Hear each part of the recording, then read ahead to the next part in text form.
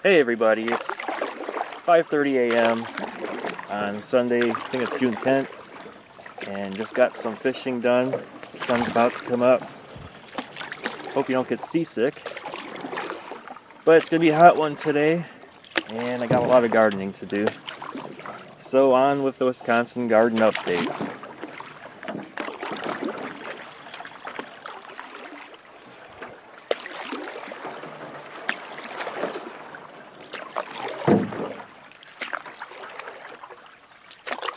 Crash landing!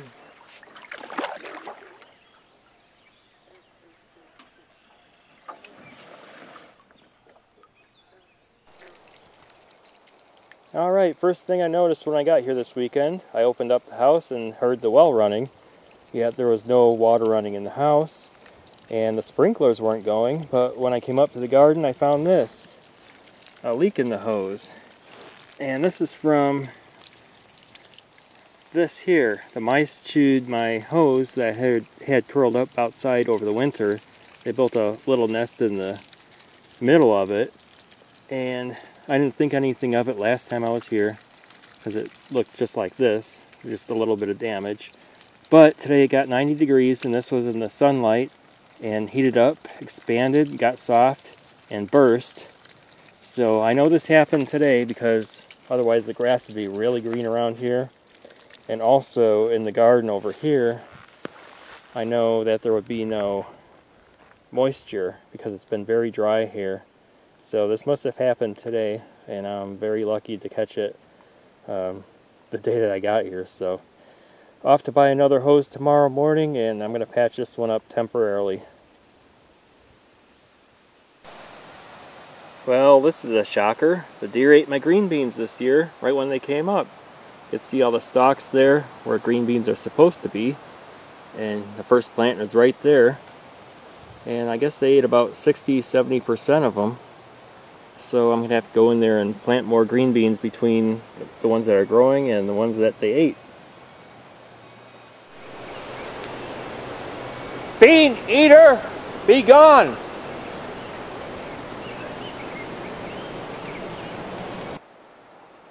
Alright, what you're looking at are my potatoes. They're just about 3 feet high, I guess.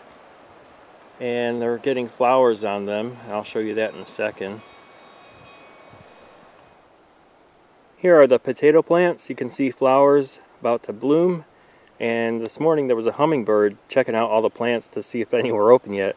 I'm not sure if they can smell it or what, but he knows they're here.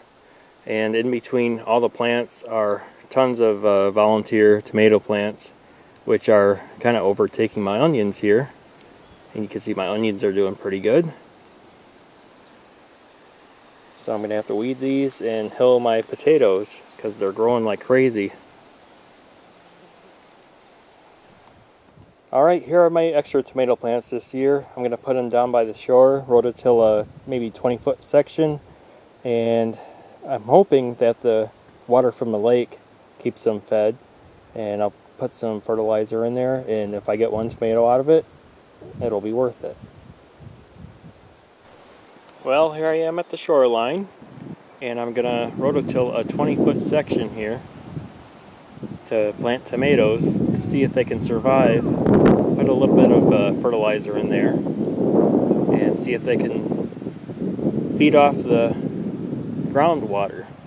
It'll be about a foot down from where I'm rototilling. So let's see what happens. Okay, I tilled about a 20-foot section here, about 3 feet from the water, and I figure the roots will wick up the water and keep it going. Put some Milorganite in there for a little nitrogen to keep it going, and it's going to be all misfit plants. Some Rutgers that aren't doing so hot that were extra, and some Burpee Best Boys, and I have Bloody Butchers, and some Burpee 100s. So we'll see how they do. If I get one tomato, I win.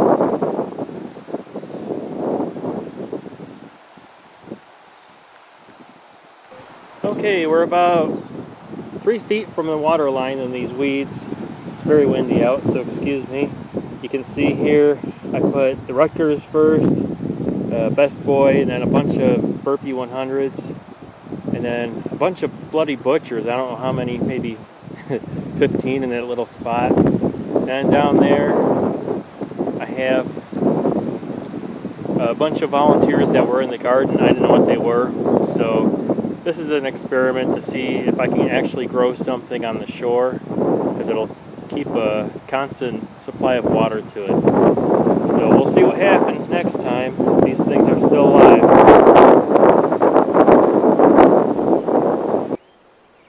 Check out this beetle that landed on my shoulder out in the garden. It's kind of odd, has eyes on the back of it.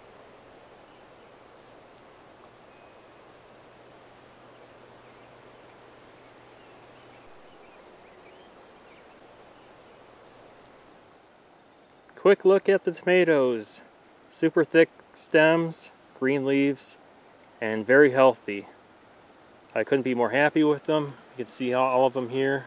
They all have flowers except for the Wisconsin 55s. And I'll go over the varieties later on in another video. And also over here you can see my hill of cucumbers came up. And I'm surprised the deer didn't eat those, but they ate my green beans instead. Not sure why. They usually eat these first. So let me show you what else is going on.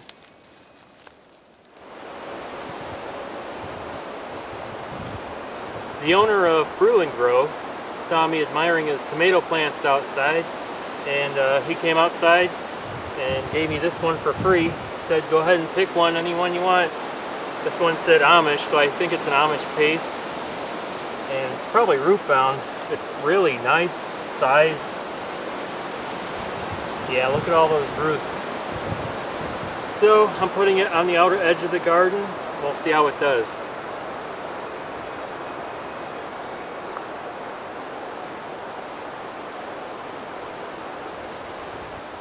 Everything's getting watered right now. These are my potatoes, and here are my row of onions. And those are really hard to weed. The weeds really get in between those, and it seems most of the weeds are tomato plants anyway. And right here is Waltham butternut squash. I planted those by seed, and they all came up. And those are all seeds that we saved from last year. They did really well here. Right there are my Amish, I forget the name, Amish acorn squash, I guess. And we did those last year, and these are all from the seeds from last year. Over yonder are my Blacktail Mountain watermelons. All those came up, and they're, seems like we had 100% germination on those. Those are all seeds that we saved from last year's crop. So I'm really happy with those. And then let me give you a little walk over here. And there are my pumpkins. Those are my multicolors, planted direct from seed. All the squash and pumpkins were planted right in the ground 3 weeks ago. And there are my, I guess these are Burpee Big Macs. And those are the only seeds I bought this year. Everything else was planted from seeds that we saved. And this weekend I just planted a hill over here of, let's see, those are Table Queen squash, and a hill right here of Chinese miniature pumpkins. Some people call them Jack B. Littles. So that's about it. Wrapping up the whole thing.